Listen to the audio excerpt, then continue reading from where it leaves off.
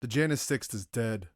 Vertaine sat in his Sentinel's creaking cockpit seat, monitoring the walker's primitive scanner displays and staring out of the vision slits in the vehicle's armored front. Several hundred meters in the distance, through the buildings either side of the street, he could see the monastery burning.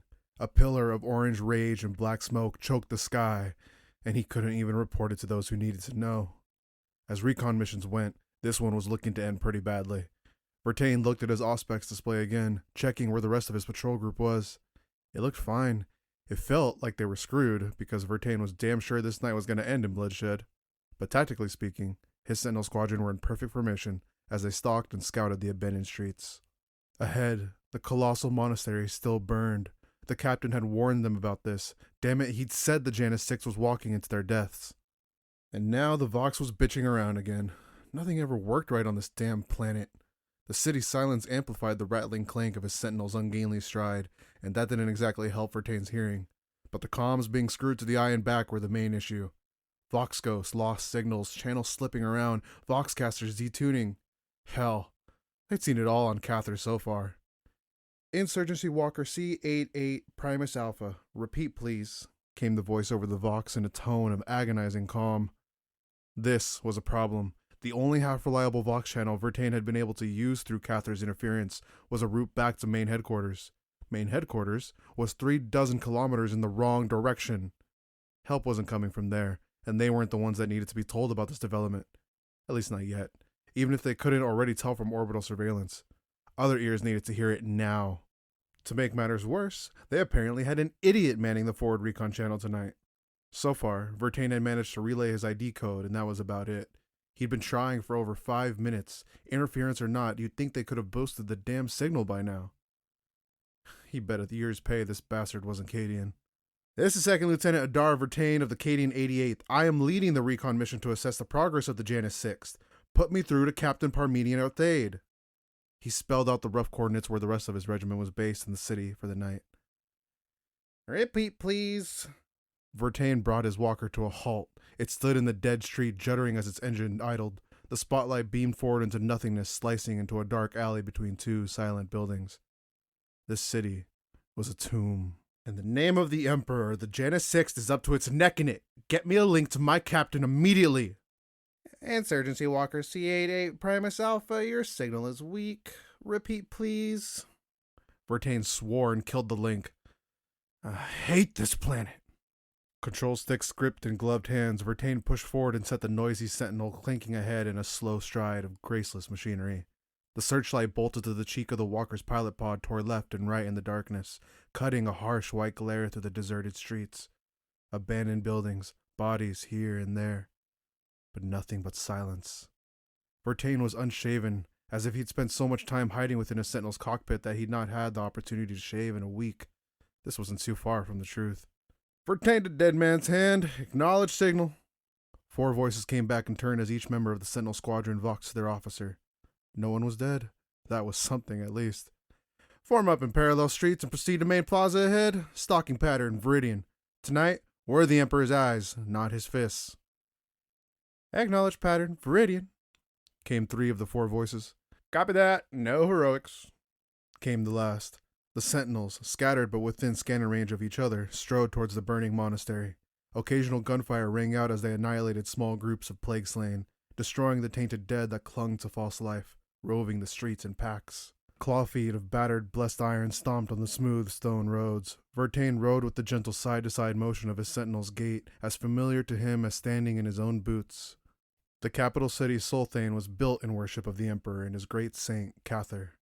Its one purpose was to look beautiful, a purpose hundreds of planetary governors and ranking ecclesiarchs had been building on for thousands of years, as new shrines, places of pilgrimage, monuments, and chapel habs were erected. All sense of the original layout, though, was centuries lost, buried and distorted in the ever-expanding mass of new construction. Solthane, now torn back meter by the Imperial Guard, was a labyrinth of winding and meandering streets populated only by the abandoned trader carts still filled with cheap wares and false relics. Deserted promenades were punctuated by marble statues depicting Cather, lesser saints, and the nameless Raven Guard heroes who had originally served in the war to take this world 10,000 years ago in the Great Crusade. Shortcut alleys twisted in the shadows of the towering chapel hab blocks, all of which were encrusted with granite angels staring down at a dead city. In his opinion, and as lead scout for the Cadian 88th, his opinion counted in every planning session he bothered to speak it, Fortain believed the chapel habs were the worst aspects of the city's current state. The habitation towers dominated the skyline, thrusting up at random wherever they had been spaced to house the vast number of pilgrims forever moving through the city. Solthane was beauty turned to ugliness in its rich excess, and it gave enemy troops a million places to hide. The chapel habs now stood as great apartment spires filled with the dead, and no regiment wanted to draw the duty of cleansing those places, seeking out agents of the arch enemy lurking among the plague slain. No one wanted to risk walking knee-deep in bodies, only for the plague slain to rise again. Ahead of Vertain, the monastery burned, filling his viewing slits with orange warmth. His scanner choked and burst through static, but he could see the walls lining the edge of the holy site's grounds, rising up at the end of the street. His walker stomped closer, iron feet thudding onto the stone road. No enemies were visible outside the 30-meter-high walls, but at this range, Vertain could hear the faint crack of countless lasguns and the heavy chatter of bolt weapons. The Janus Sixth was fighting a losing war within the temple grounds. He clicked his Vox Link live and was about to try for the captain again, when another voice crackled over. I've got something over here. The Vox was hellishly distorted even at close range, so the other pilot's voice was garbled, rendering the speaker unidentifiable. It took a glance at the scanner display to see Greer's placement beacon was flashing. He was 3 streets to the west, close to the front gate of the monastery's grounds. Specifics, Greer. If I had specifics, I'd give them to you. My Vox keeps detuning to another frequency. Now you told me engines here call us fixed that 2 nights ago. Now was not the time for instrument failure. The enemy could easily pick up stray Vox on insecure frequencies. Greer's instruments had been on the subject of repeated repairs since he'd taken a rocket down the cockpit pod over a year ago, fighting heretics in the city of Beshik 5. The scorched and twisted metal that had blackened his walker's cheek was gone, but the missile's legacy remained. He did fix it, damn it. I'm saying it's shaking loose again. I'm hearing something. I'll pulse the frequency over. Listen for yourself. All right, send me the frequency. Can hear at. Greer asked in a surge of Vox crackle. Vertain tuned his receiver and narrowed his eyes. In his headset, a whispering voice hissed the same 3 words in an endless monotone. Count the 7. Count the 7. Count the 7. Count the 7. Oh, I hear it. That's what they heard at Castor Pertin, back when home first burned. Vertain nodded, feeling the words leave a bitter taste on his tongue. Castor Pertin had been one of the first fortress cities to fall on Cadia, only a handful of months before. Home was still burning, damn it, and they should be back there fighting for it, not wandering like rats in the city of the dead, half a sector away. Sir! I'm here. Vertain swallowed back a bitter growl. I'm here. He set his sentinel striding forward again, opening a chattel to his whole squad. Vertain to dead man's hand. Change of plans. Everyone form up on my position immediately. Stay in visual range of one another from now on. Search pattern, unity. Acknowledged. Farrell, you head back to the captain. Cycle Vox channels as you run, alerting High Command as well as Captain Thade. This is not something the Lord General will learn from orbital pics, and he needs to be told immediately. What's the exact message, sir? Farrell asked. Vertain told him what to say, and the silence from the other pilots was deafening as they digested the revelation. After Farrell had voxed an acknowledgement and broken away from the loose formation, Vertain sat in the creaking leather seat, his pounding heart the loudest sound in the cloistered confines of his cockpit. The rest of C-88 Alpha closed around him, drawing alongside in an orchestra of rattles and clanks. Each walker had a playing card painted on the cheek above the stenciled pilot's name. Dead Man's Hand. The elite Sentinel Squadron of the Cadian 88th Mechanized Infantry. We need visual confirmation of this. Prime weapons, check your coolant feeds. And follow me. Captain Parmenian Thade hadn't been home in 3 months, except in his nightmares. The reports from Cadia still listed over 60% of the planet in the hands of the archenemy, but the numbers were almost meaningless. The statistics were cold and uncomfortable, but nowhere near as raw and real as his memories. Those memories replayed behind his eyes each night, over and over. He saw his world fall. The 13th Black Crusade. For the first time in 10,000 years of defeat, a War Master of Chaos walked the soil of Cadia. The archenemy finally had its real victory, and the Cadians their first real defeat. The sky had burned for weeks, literally. It burned. The fires of the fortress cities choked the heavens from horizon to horizon. Amongst the flames of burning cities, defense cannons roared into the sky, defying the landing attempts of enemy troop ships. It was not some provincial world with a volunteer planetary defense force. It was Cadia, warden world of the only navigable path from the Oculus Terribius into the Imperium. The planet was second only to Holy Terra in its might and importance. The cathedral-like vessels of Battlefleet Scarus ringed the world, filling the night sky with their anger as they fired upon the Chaos Fleet pouring towards the planet. Every city on the surface was a bastion of gun emplacements and void shield generators. Every citizen had trained to fire a las rifle from their preteen childhoods. The planet itself resisted their attack. By the time Kasser Volek was lost to the flames of invasion, the populace was already underground.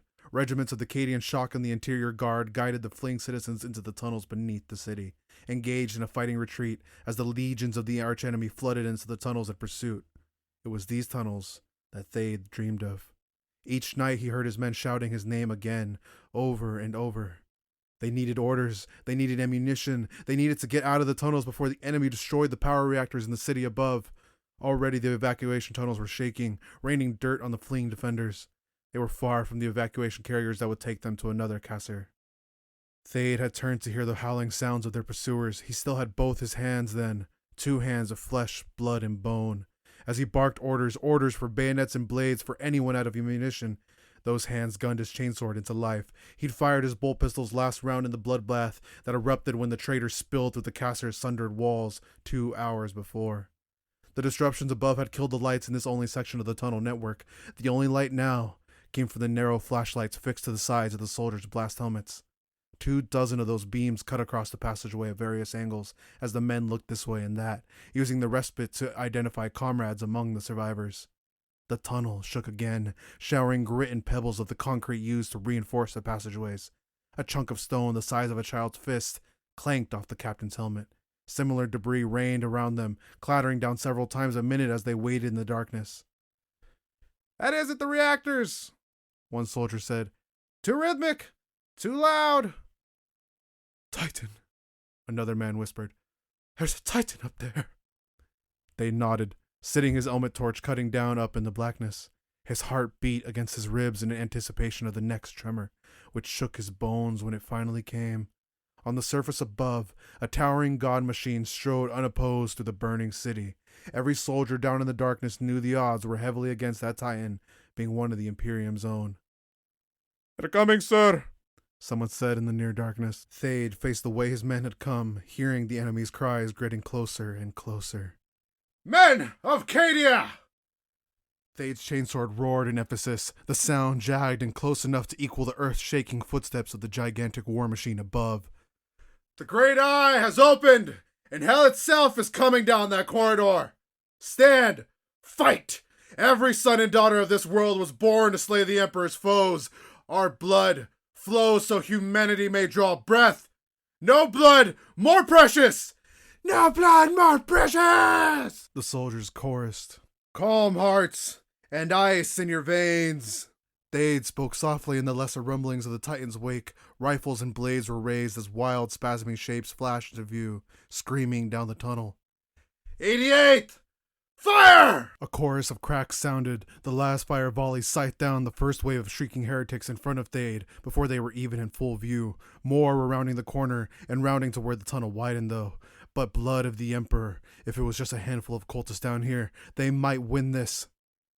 And then he saw it. At the heart of the second wave, boots crunching corpses underfoot, came death itself. Like a huntsman leading a pack of dogs, the foe that would take Thade's right hand towered a meter or more above its lesser minions. Gibbering, howling cultists ran into the tunnel bearing bloody knives and solid slug pistols. Between them, walking with a distance-eating stride all the more terrifying for its slowness, was an immense figure in ancient armor of filthy bronze and cobalt blue. It moved like a dead thing, mindlessly treading forward, scanning left to right with methodical patience.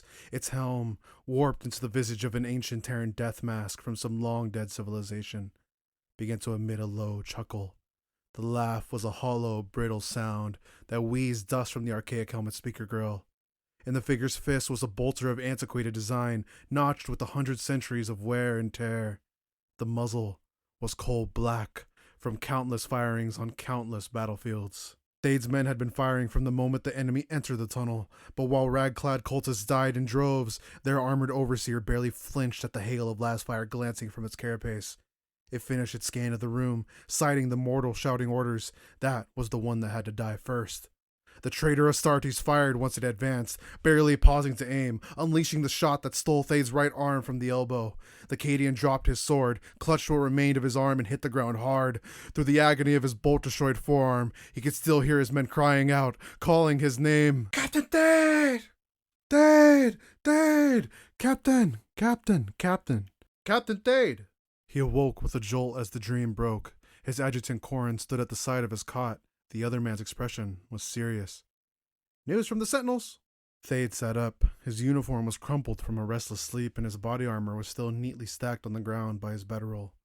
The 88th was camped for the night in an abandoned museum, sleeping fitfully amongst 1,000 minor relics.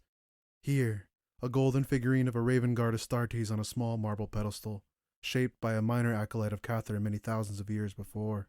There, a cabinet of trinkets once worn by the first of Cathar's faithful. The relics didn't impress Thade. A pilgrim trap, nothing more. Something to keep the visiting devotees busy while they filled the planetary coffers. His head still ached from the day-long planning meeting earlier with the Lord General, and he let his thoughts clear while he sipped from the standard-issue canteen by his pillow. The museum's air tasted of dust, and the water didn't help much. The chemical compounds used to purify fluid rations left a coppery aftertaste on his tongue. Even knowing all the water was purified aboard the ships in orbit didn't help morale. The Guard was fighting on a tomb world. The last thing they needed was water that tasted like blood. It was as if the death on Cathar touched everything that came to the planet, even after the plague had burned itself out. How long was I asleep?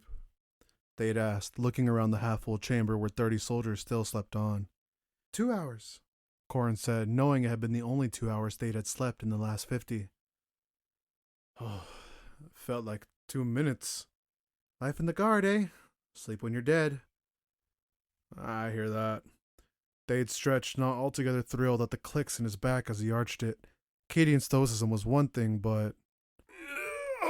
Has anyone shot the Militarum officer responsible for giving out these bedrolls? Not that I'm aware of. It's a crime.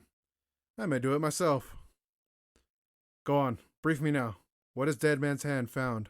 It's just Trooper Farrell. Vertaine's taken the others closer to the monastery. Vox is down. Vox is down? Throne, I'm sick of that refrain. Farrell returned with a message. They've cited primary threats, said Thade, not a doubt in his mind. Few other reasons would be severe enough to split the Sentinel squadron. They've intercepted Vox traffic that suggests primary threats close to their position, yes. Listen to you, dancing around the issue. Corin grinned. It was a grin Thade was very familiar with, and usually preceded something cocky at best, rash at worst. Didn't want to get your hopes up, sir. How decent of you. So what have they got? Please tell me it's more than intercepted Vox. Just the Vox, but Farrell's got a recording and it... Well, just come listen to it. The captain buckled his helmet, pulling the chin strap tight. Embedded on the front was his medal, the medal he was known for. An eagle-winged gateway marked by a central skull, glinting in the dim light of pre-dawn coming through the stained glass window. The Ward of Cadia, flashing silver on the backblast helmet. Ready to stare in the eye itself, sir, Corin said. Thade smiled as he fastened the last buckle on his flak armor jacket and strapped on his weapon belt. A heavy caliber bolt pistol hung against his left hip. Against his right thigh rested an ornate chainsword, its iron finish polished to a chrome brightness, with acid-etched runes and stylized high Gothic along the blade's sides. To say a blade like that was worth a fortune would be to underestimate by no small degree. Lord Generals wielded blades of poorer quality. "Is Rax ready?" the captain asked, hope evident in his voice. No, sir. Not yet. Oh well. Let's go see what Dead Man's Hand has found. Count the 7. The Vox recording crackled. The words were broken by distortion, but clear enough to be sure.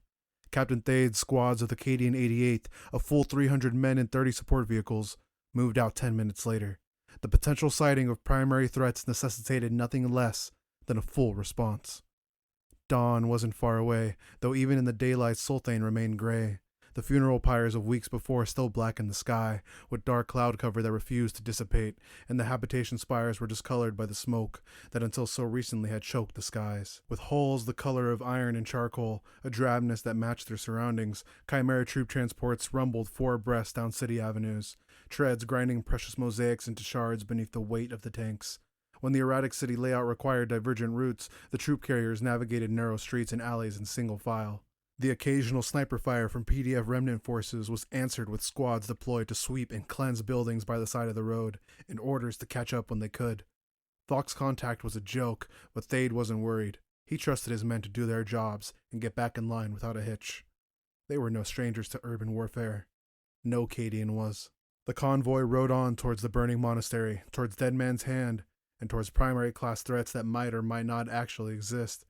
The atmosphere within each of the tanks was an unsmiling mix of professional readiness and a muted sense of grim anticipation. No one wanted to engage primary threats unless the odds were heavily stacked in the Cadians' favor. But duty was duty. The Shock knew it was better they handled this than any of the other regiments garrisoned in Solthane. The Janus 6th was a green unit. If the intercepted Vox traffic wasn't just twisted propaganda or Vox ghosts, then they were already dead. Their ambitious assignment to hold the monastery, the great shrine of the Emperor's unending majesty, was over almost as soon as it began. Thade focused, rolling his shoulders in his matte black flak armor and checking his chainsword for the 8th or 9th time. It was almost an hour since he'd woken, and the last vestiges of the memory dream were finally fading from his mind. He hated to remember Cadia.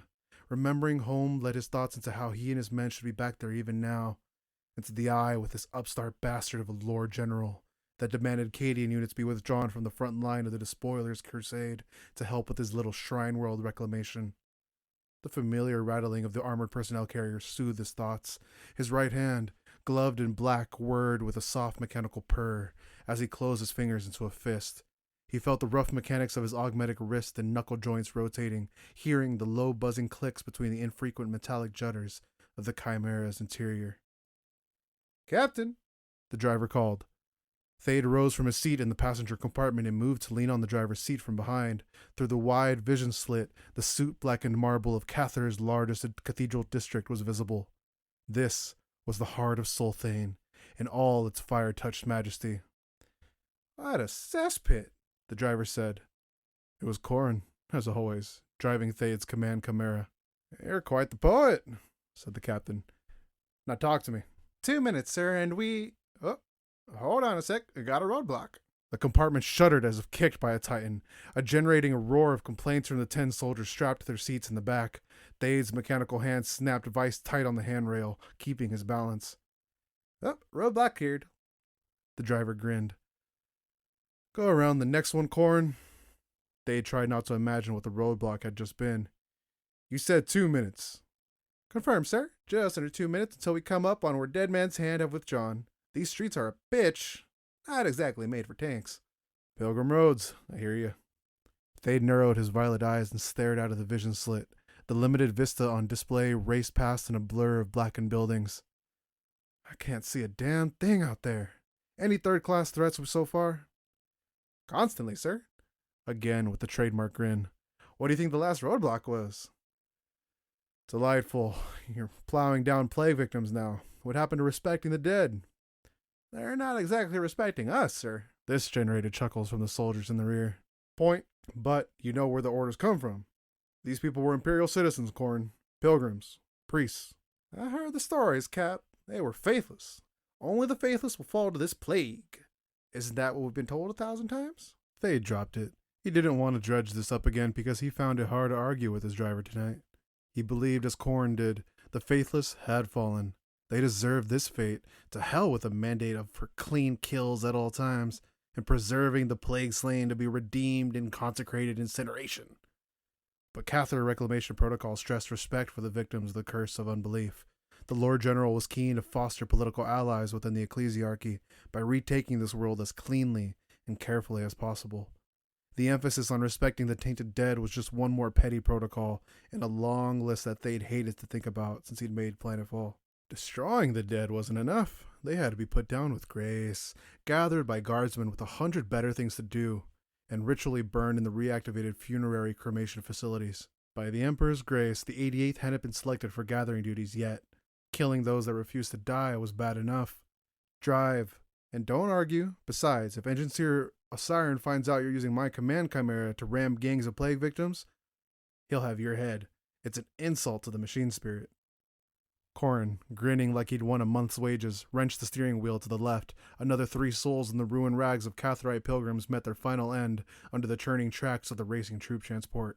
There was a brief wrenching of gears as some part of one of the plague victims got caught up in the APC's moving parts. Thade closed his eyes for a moment. I never want to hear that again. It was a purr. You're good, Corrin, but you're not irreplaceable. It would grieve me to see you shot for disrespect. Play safe this time. By the book and no hacking off the machine spirit. Not at all. The driver licked his lips. The old girl likes it rough. When I say ramming speed, then you get to play your game. Understood, sir. Thade's Vox speed pulsed in his ear. The captain tapped the earpiece, activating the fingernail-sized receiver strapped to his throat. Captain Thade, 88th. Count to 7. Someone hissed, even through the Vox distortion. The voice was wet and burbling. Count to 7. Thade cut the link. New orders? Asked Corrin. Just Vox ghosts. Thade turned to the 10 soldiers in the back. Each one watched him, quiet, attentive, at the ready. Jandon, change command frequency and share the new wavelength with the other squads. The current one is compromised. He saw the question in Jandon's eyes, but gave no answer. The Vox officer leaned down to where his bulky backpack was secured by a seat and made the necessary adjustments to his communication gear. Done, sir. Thade gripped the handrail running the length of the ceiling, supporting himself against the shakes. And get me Deadman's hand. Patch Vertain through to my earpiece. You're alive. Vertain, this is the captain. Acknowledge. Thade listened to the reply and narrowed his eyes. 30 seconds, Vertain. That's all. He switched to the command channel. 88, at ready! Disembarking in 30 seconds. The plaza ahead is flooded with plague slain, and Deadman's hand needs extraction. We go in, we kill anything not wearing our colors, and we move on to the monastery. Corrin! Sir! The man was already grinning again. Ramming speed. The autocannon roared. Fall back! Vertain cried, wrenching his control sticks. His walker reversed, the backwards jointed legs protesting with a hiss of angry pistons. Solid rounds pinged and clanged from the pod's sloped armor, while the Sentinel's underslug cannon replied in a percussive burst of thunderclap after thunderclap.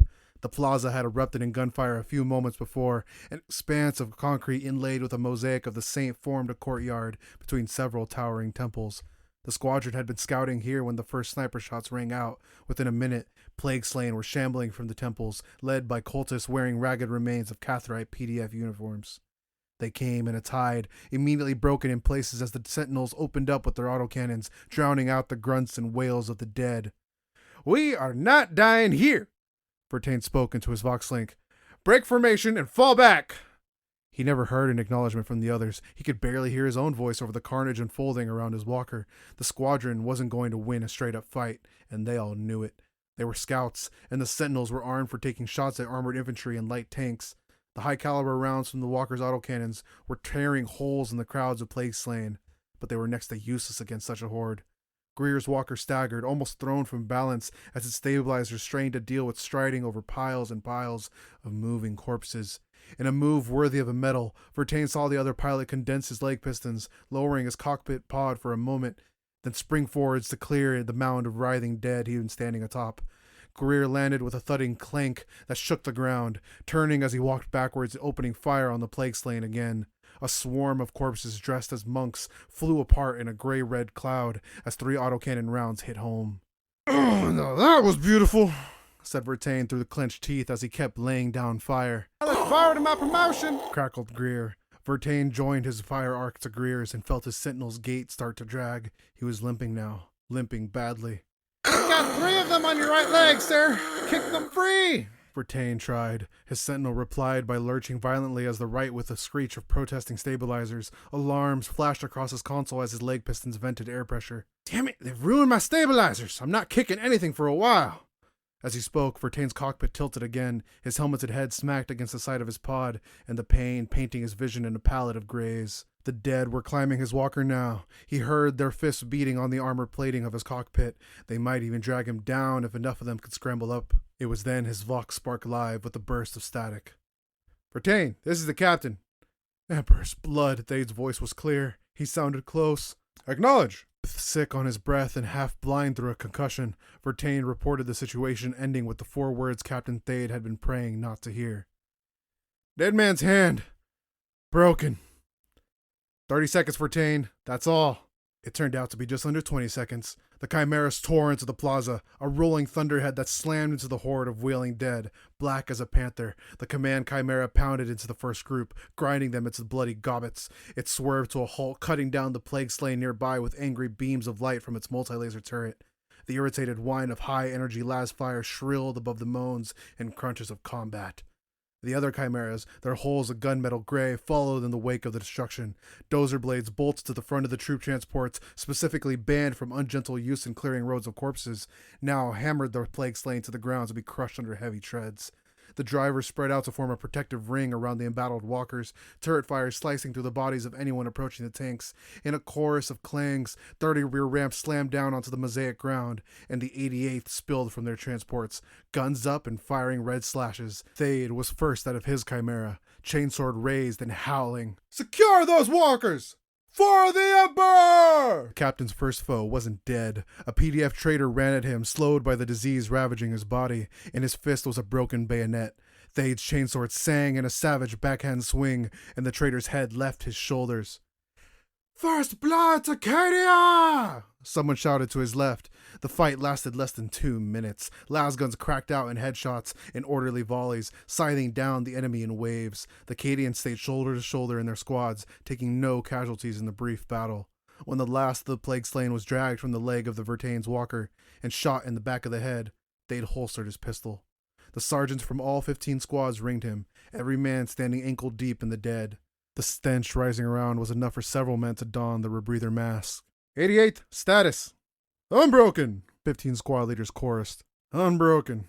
Vertain sat in his cockpit. The door opened so he could speak freely, and he made the sign of the Aquila. Close call, though. Thade nodded. All right, we move to retake the Shrine of the Emperor's Unending Majesty. We're hearing nothing from the Janus Sixth in there, and if they have any survivors left, they're almost certainly retreating deeper into the monastery. Every eye turned to the building a kilometer away through the winding streets. Half of it still burned. We're going in, securing it where the Genusians failed, and waiting to be reinforced. If the resistance is beyond our capabilities, then we're going to get comfortable and ask Reclamation Command what they want us to do. Questions? Primary threats? Asked one of the sergeants. Potentially. Nothing solid yet. If we find them, we take them down. If there are too many, we consolidate and await reinforcement. Vertain, report. The Sentinel pilot cleared his throat. We pulled back to this plaza when the fighting in the temple grounds abated. We were looking for a staging ground, sir. The last we saw at the monastery, the enemy's rear guard was following the forward elements in. Main doors were breached, 6, maybe 700 remnant. Double the number of plague slain. Okay, that makes 700 secondary class threats and 1,500 third class. Nothing changes. We split into 3 forces, each with specific objectives. I'll take 100 men to the central chambers. Lieutenant Hollorn, you take 100 to the undercroft and make sure there's no way into the shrine from underground. Lieutenant Derrick, you've got the bell towers. Questions? No one spoke. The Emperor protects. Now move. Resistance was nowhere to be seen. Gaining access to the monastery proved to be uncomfortably easy. The towering gates were broken, torn from their hinges, and there was little sign of enemy forces outside, but for a few shambling loners wandering around the expansive courtyard. These ended their pathetic existences under precision las fire as the guardsmen filed from their chimeras and moved in squads up the wide marble stairway to the front entrance. The air reeked of the dead in the burning sections of the monastery itself, a potent musk that again inspired a lot of rebreather use. Minutes became hours. Deep within the labyrinthine monastery, the shrine of the Emperor's unending majesty, almost 300 soldiers of the Cadian 88th were on the hunt. Bodies of plague victims littered the stone floor, just as they did in each passage and chamber the Cadians had passed through in the last few hours. The Genusians hadn't just been besieged, they'd been infiltrated and annihilated. Bodies of the regiment, blood soaking their urban camouflage gear, were strewn everywhere in the monastery alongside the enemy dead. Their last stand had been inglorious, and, to Cadian eyes, rather unimpressive. The Janus Sixth were scattered in a poor defensive spread across the monetary series of awe-inspiring sermon chambers, their final resting places showing to the trained glances of the 88th just which soldiers had died fighting and which ones had ran. No sign of primary threats so far. In fact, Thade and his officers had just about abandoned the notion of seeing any first-class targets. They had real problems now. Enough tertiary threats to last a lifetime. The plague slain were everywhere inside the monastery, and in far greater numbers than those seen by Dead Man's Hand outside. Room by room, the guardsmen cleansed the holy site, cutting down the shrieking dead as they staggered in feral mindlessness, nothing but shells of unfocused malice. Poisonous blood showered Captain Thade as he impaled a howling woman with a thrust of his chainsword. 100 whirring teeth sawed through fleshy resistance, and the woman cried blasphemies as she was disemboweled. It was hard to tell the dead ones from those that still lived. Neither would lie down and die when you wanted them to, and they all made the same noises. Thade yanked hard, freeing the blade from her torso in a light spray of near-black blood and fragments of flesh that smelled beyond foul. The rotting taking hold of the enemy made such work of all this easier. Decay softened the flesh, making it weak under Imperial lasfire and vulnerable to the howling bite of chainswords. The corpse began to rise again, ponderously clambering to its feet despite being gutted and missing an arm. Thade's blade silenced as he killed the power. He'd been fighting with the weapon for almost half an hour, and his muscles burned with effort. Exhausted to his core, he pulled his bolt pistol and pressed the muzzle against the woman's broken skull. The air within the monastery was cold, but he blinked stinging sweat from his eyes. In the name of the Emperor, just die! The bolt shell hammered into the corpse's head as it exploded within the brain, wetting the Imperial Guard captain with more chunks of decaying matter. A flying shard of skull hit his breastplate with enough force to leave a scratch. The sharp cracks of lasfire chorus died down around him, and Thade's command squad dispersed around the barely decorated contemplation chamber. Each of the 9 fighters scattered, but stayed in eye contact with at least one other member of the squad. Every man wore dark gray fatigues and black chest armor made filthy from the day's fighting. "I need Vox," Thade called out across the cavernous sermon chamber. Jandin moved over to him, jogging around the dip in the floor where a mosaic of the Emperor had been defiled some weeks ago. The room reeked of urine and vast amounts of animal blood used to deface the image. Jandin handed Thade the speech horn connected to the bulky Vox scanner on his back. "You're alive, Captain." "Squad Venator to Alliance. Acknowledge signal and give me a situation report." The pause of several seconds put Thade's nerves on edge. There were a million ways this mission could go wrong, even with the greatest trust in his men. He hated his squad scattered in this hive of the dead. "Alliance here, Captain. Situation, unbroken. We're close to the chorus chambers atop the northeastern bell tower. We need 10-15 more minutes to get in place." "Acknowledged. Squad Venator to Fortitude. And Adamant. Report." The pause this time lasted longer. Jandin shook his head at the captain's glance. It wasn't interference. For once. "Adamant here, Captain. Situation unbroken. We're entering the Undercroft now." "This is Fortitude. Unbroken. Moving with Adamant to support. Heavy resistance in the cellars had laid us, and we found where the remnant were regrouping. And they're not regrouping anymore, sir. 40 minutes to mission objective." "Understood. Be careful," Thade said, and so it went. Squad Phalanx next, then Endurance and Defiance, and on down the line. The captain listened to the brief situation reports from each of his 15 squads.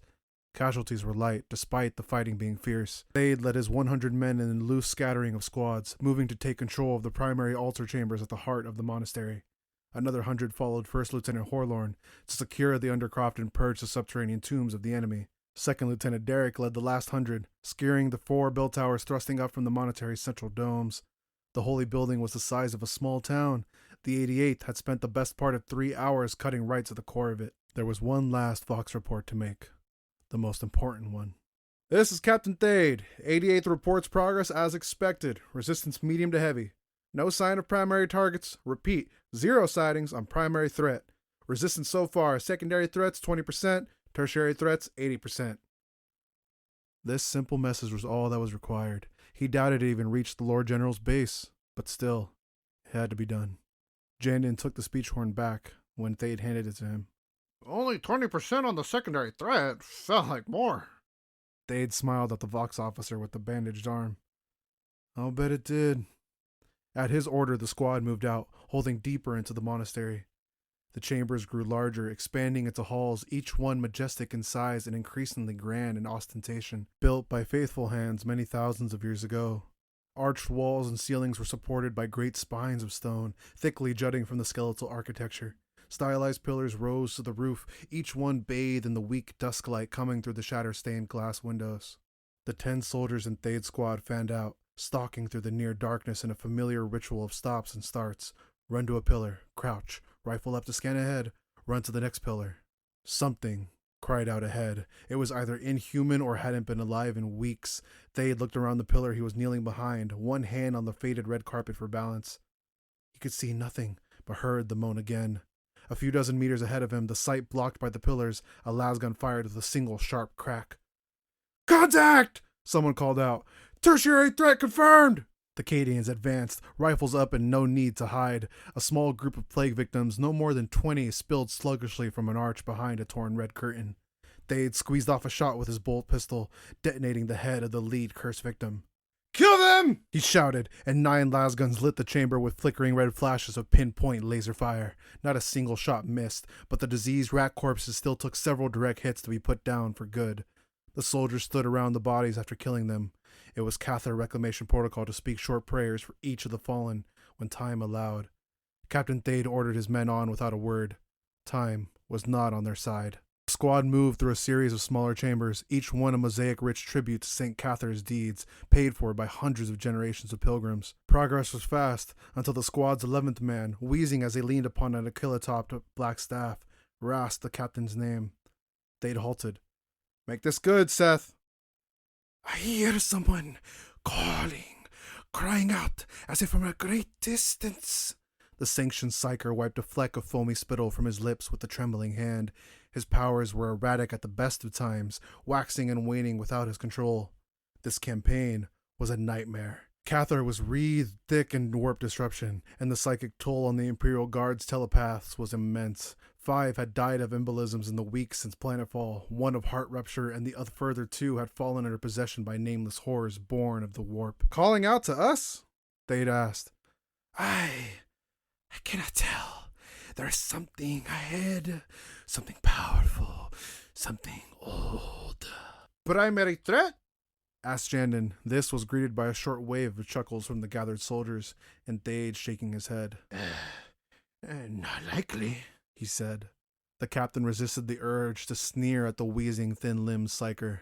Their eyes met and the gaze held for several moments. The captain's eyes were the typical pale violet of the Cadian born, while Seth's were a deep blue, bloodshot under the band of metal across his brow that sank cables into his brain to amplify his unreliable talents. "Anything more specific?" They tried to keep the dislike out of his voice and his expression. He was almost successful. "An agent of the arch-enemy." "In the next chamber?" "In one of the chambers ahead. I cannot be sure. The warp clouds everything." Thade nodded, inclining his head and leading the squad on. "Jandon, what chambers are ahead?" "A series of purification halls. Pilgrims use to bathe before being allowed entrance to the inner temple." "A bathhouse in a cathedral?" Zaylin, the squad's weapons specialist, walked alongside Jandon and asked. The hum of his live plasma gun set the trooper's teeth on edge. Thade felt his scalp prickling, but fought down the sensation as he spoke. And it was Thade who answered. "St. Cathar, Emperor Restus Bones, was famed for his purity. It makes sense that those who came to see his remains would be required to ritually cleanse themselves." Zaylin shrugged and looked away, a habit of his when he didn't have the words to answer. Ahead of them, the great double doors leading into the purification chamber stood closed. Defiled engravings of female angels, carved of marble now stained with blood and body matter, stared down at the 11 men. Thade cleared his throat. "Trooper Zaylin?" "Yes, sir." "Open these doors." "Yes, sir." Zaylin raised his plasma gun and squeezed the first trigger. The baseline hum of the arcane weapon intensified in an angry whine of massing energy. "Knock, knock." And he pressed the second trigger, and the plasma gun roared.